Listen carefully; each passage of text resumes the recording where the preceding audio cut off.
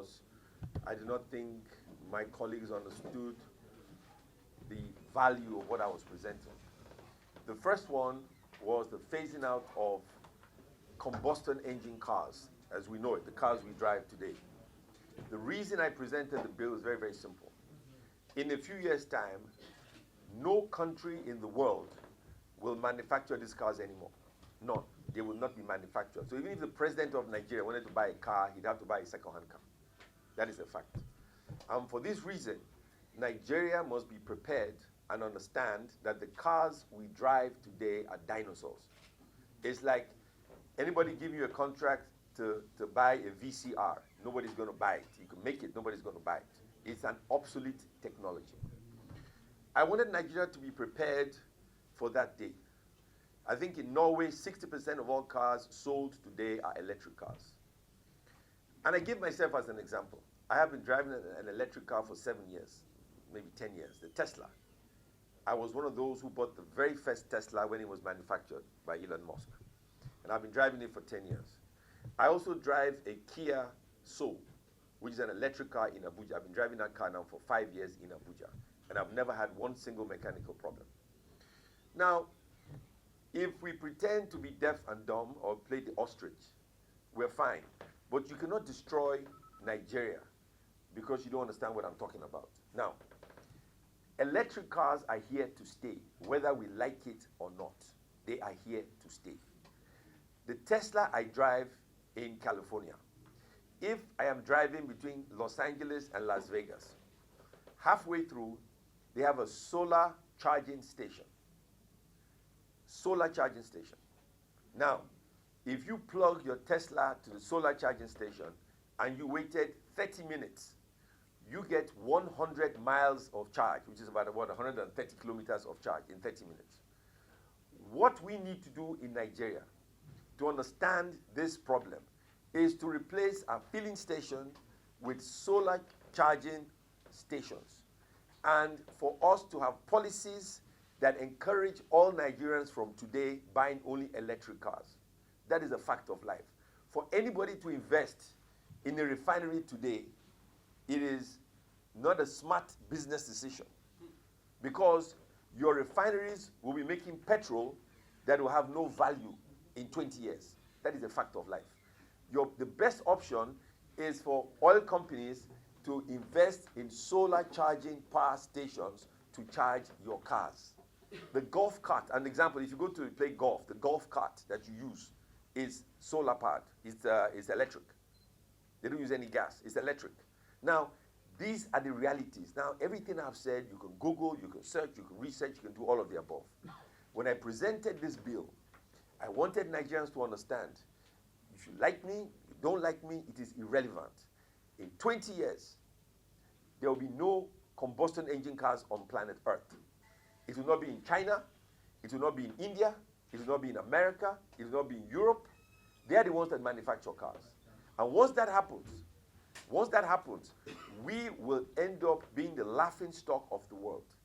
My bill wanted Nigeria to be the first country to guarantee that we leapfrog technology. If you have a sheet of paper, and I'll tell you how an electric car is made. You see, an electric car has thousands of fewer parts than a combustion engine car. An electric car is a metal sheet, 4 tires, a roof over it, a battery, accelerator and a brake, and a computer. That is all it is. Now, which means we in the third world can leapfrog technology by, we don't have the problems that Europe have or America. They've spent billions and billions of dollars making combustion engine cars and factories. All those factories will be obsolete. We don't have those factories. So in other words, if a Nigerian was to make a car today, and we call it a Nigerian car, a student from University of Science and Technology who can invent a battery that will last a long time, that battery is the car. So Tesla, if you Google Tesla, is Tesla a car company or is Tesla a computer company? Because I own a Tesla. What you call the bonnet is for luggage. The one at the back is for luggage. Now, if you look at a car, in the middle you have a hump. In an electric car, there's no hump. It's just flat metal sheet because there are no parts. What do you repair? Nothing. There's no exhaust. There's no engine. You repair nothing. So Nigeria can leapfrog technology, and we can start making electric cars for all Africa. So if my colleagues say no, I can't control that. It's simple majority. The executive under President Muhammadu Buhari should instruct the Minister of Transport to understand that this is the way Nigeria must go. There is no way out. In other words, you know, whether you like it or not, Nigeria, the rest of the world, will only drive electric cars. That is a fact. Now the argument is to say, well, we sell petrol. So what? So what if you sell petrol? Nobody's going to buy your petrol. Nobody's going to buy it. They'll have no value. They'll buy gas, but nobody's going to buy petrol. And you cannot decide to have combustion engine cars here. Where will you get the spare parts? Where will you get the spare parts? Who's going to make it? I drive only electric cars. My white Kia, you see, is called a hybrid. When I'm in traffic, I don't use petrol. It's only when I'm driving that I use petrol. It's very, very economical. Then there's a car called the Volt. My kids own one in California. The Volt is half electric, half combustion engine. So the first 50 miles is electric, then the engine kicks in if you run out of juice. That is the way of the future. Cars can now do 300 miles a charge. That is the reality. Anybody who does not like it, so be it. But the world will change. I am predicting accurately here that in less than 10 years, South Africa is using electric cars now. In less than 10 years, life as you know it today will change.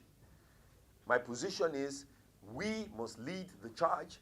If we don't, we're going to be a typical third world nation, and we will just keep following people. And I think Nigerians are the brightest people on earth. And we cannot live in a system where the illiterate rule the literate. And that's where we are going. I will not be led by the illiterate. I will lead from the front as a literate Nigerian. I have many, many electric cars.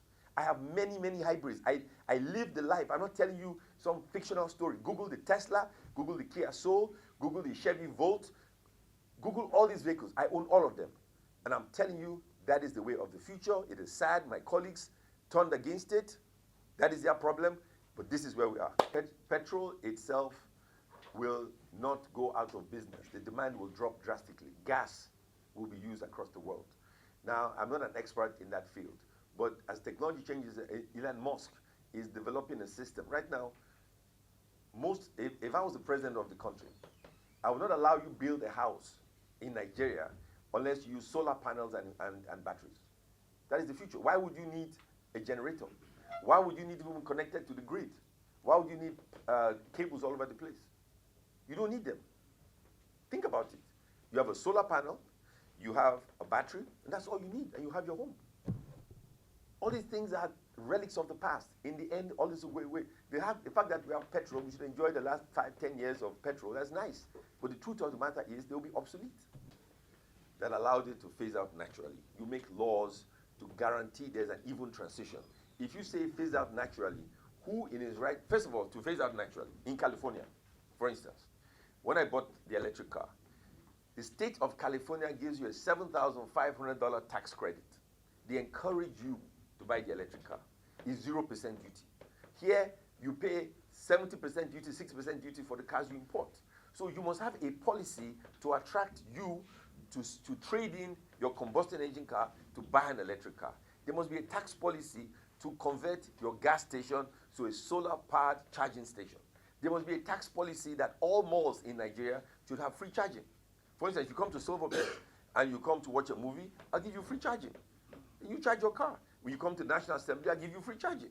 Don't forget, electric cars guarantee that look, let's say you spend 2 million naira buying a Tokumbo car, right? How much do you spend a month maintaining that car and buying petrol? Let me ask you a question. About how much?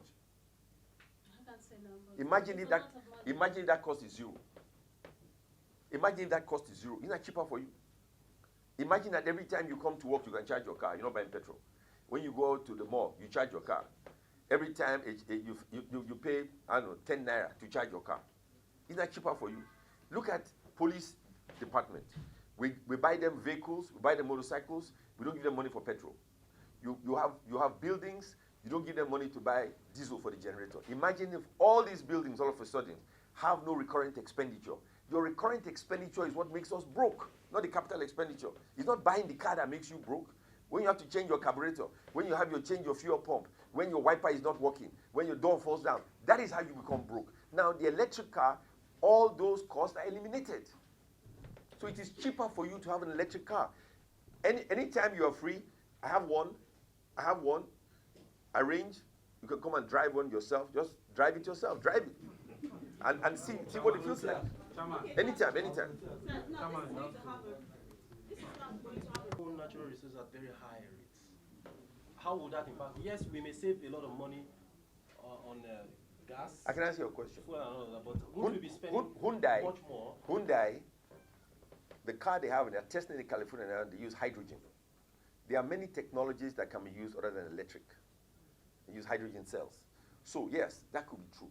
But the truth is, you enjoyed your oil for 50 years. Now it's time to move on. You are jealous of somebody who has the mineral that they're going to use to make the battery. When OPEC raised their price and shut down the world, you were enjoying yourself. Now, hey, that's life.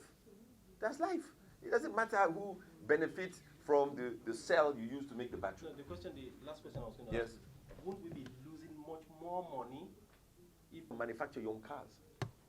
You manufacture your own cars. The technology is the battery. Right now, the battery is what's in use. Who says a Nigerian could not invent another means of charging the car? Don't forget, it is what gives the car energy, that's all. It could be hydrogen, it could be the battery, powered by the sun. Don't forget, the sun is yours. You are the equator. So the Germans have to wait for summertime to enjoy the sun. You have it 7 days a week, 365 days a year. So those arguments are not going to work.